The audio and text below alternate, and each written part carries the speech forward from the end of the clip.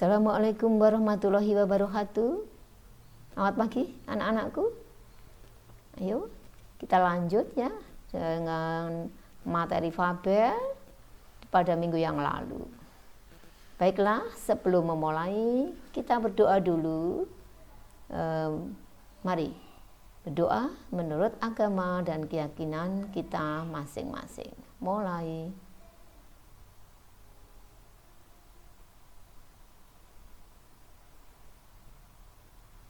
Selesai. Baiklah, kalau pada fabel minggu yang lalu Ibu sudah menjelaskan mengenai bagaimana fabel itu, yaitu fabel adalah cerita tentang kehidupan binatang dengan karakter manusia. Jadi watak-watak yang ada pada manusia diimplementasikan atau diserupakan pada binatang tadi. Baiklah, sekarang kita menelaah struktur dan bahasa fabel. Struktur fabel terbagi dalam 4 bagian, yaitu orientasi, komplikasi, resolusi, dan koda. Adapun masing-masing dari bagian tadi bisa dicirikan sebagai berikut. Bagian orientasi. Orientasi mempunyai ciri berisi pengenalan tokoh. Jadi muncul tokohnya apa saja. Kemudian ada latar tempat, ya, misalnya di hutan atau di pantai, juga latar waktu siang, pagi dan sebagainya. Watak tokoh sesuai seperti watak manusia. Dan ada konflik awal, ya, mula-mula terjadinya konflik atau yang menyebabkan terjadinya konflik awal itu. Jadi bahasanya ada keterangan tempat, keterangan waktu, misalnya di sebuah hutan. Berikutnya komplikasi. Komplikasi ini dengan ciri isi berisi awal terjadinya masalah. Jadi ada perubahan dari tokoh-tokoh tadi, ya. Ada perubahan, ada kejutan. Hingga masalah tersebut dapat mencapai klimaks, mencapai memuncak, semakin menegangkan. Ini dengan ciri bahasa tiba-tiba, misalnya tanpa diduga datanglah seekor harimau besar, misalnya. Ya, pada puncaknya kesabarannya tak bisa dibentuk. Itu antara lain ciri-cirinya. Selanjutnya pada resolusi. Resolusi berisi penyelesaian masalah atau kondisi di akhir peristiwa. Pada resolusi ini ketegangan tadi kan sudah mulai menurun, kemudian tercapailah penyelesaian ini dari peristiwa tersebut.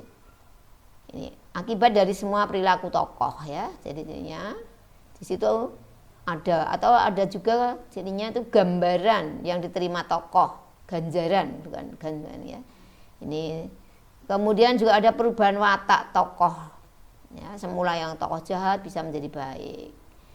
Ini dari bahasanya dia menyadari kesalahannya hingga dia minta maaf dan akhirnya dia menjadi baik, misalnya seperti itu. Yang terakhir adalah bagian koda. Untuk koda ini boleh ada, boleh tidak. Karena tidak semua fabel menggunakan koda. Pada koda dengan ciri isi berisi nilai moral yang diungkapkan pengarang secara implisit pada akhir cerita. Jadi di situ terjadi perubahan yang terjadi pada tokoh dan ada pelajaran yang dapat dipetik dari cerita tersebut. Jadi sebuah cerita fabel itu sebenarnya kan juga cerita moral, ya. Adapun ciri bahasanya ini mesti diakhiri dengan ada kata-kata kejahatan selalu dikalahkan oleh kebaikan, contohnya seperti itu, atau siapa yang menanam akan menuai, misalnya seperti itu.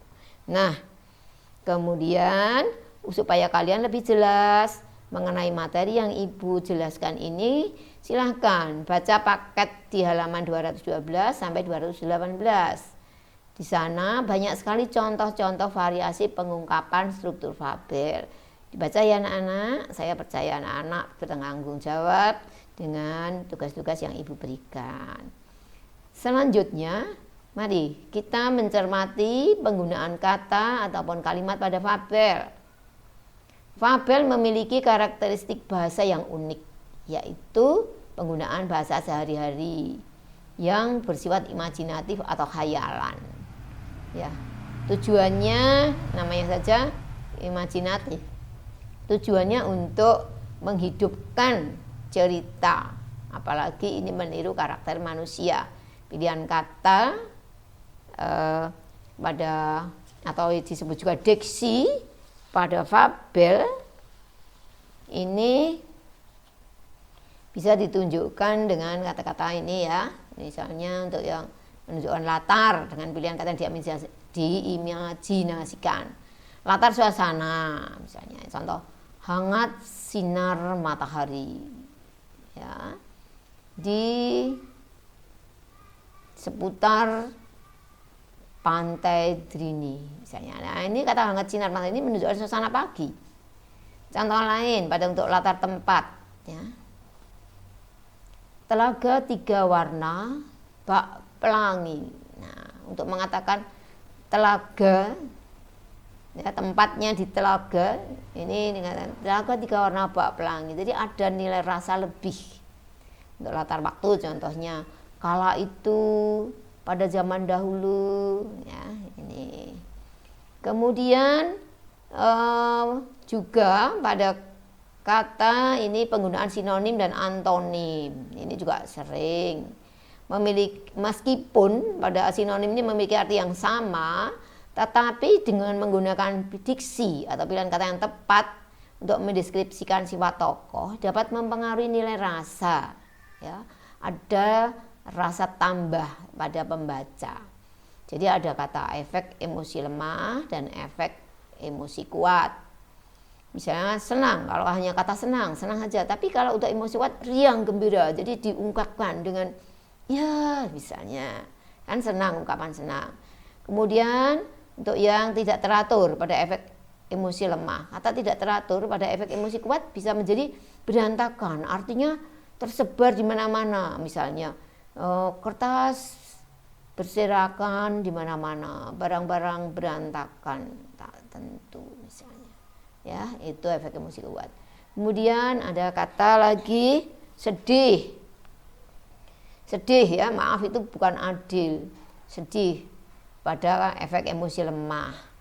Sedih ini pada emosi kuat dikatakan merana. Wah, merana, suasana yang betul-betul sangat sedih berkepanjangan itu ya, merana. Ya demikian ya anak-anak, ada pemilihan diksi. Nah, selanjutnya di dalam fabel itu banyak menggunakan kalimat langsung, juga kalimat tidak langsung. Nah, ini mengenai penjelasan kalimat langsung maupun tidak langsung karena ini materinya panjang. Ini akan Ibu jelaskan sendiri pada materi mendatang. Nanti kalian bisa membaca-baca dulu di buku paket kalian ada. Silahkan saja nanti kalian sudah siap. Kemudian juga penulisan kata seru. Pada penulisan kata seru, tanda koma digunakan untuk memisahkan kata seru seperti oh, ya, wah, kasihan. Ya, ini dipisahkan dari kata lain yang terdapat di dalam kalimat. Kemudian pada penggunaan kata sambung, si dan sang. Pada fabel ini sering sekali. Kalau kata si dan sang ditulis dengan huruf kecil ini karena tidak sebagai panggilan, tidak menyebut nama orang. Ya, itu. Sedangkan si dan sang yang ditulis dengan huruf besar atau huruf kapital karena sebagai panggilan atau nama julukan. Nah, pada F, penggunaan kata depan. Ya, di fabel ini dipisah dengan kata yang mengikutinya. Contoh kata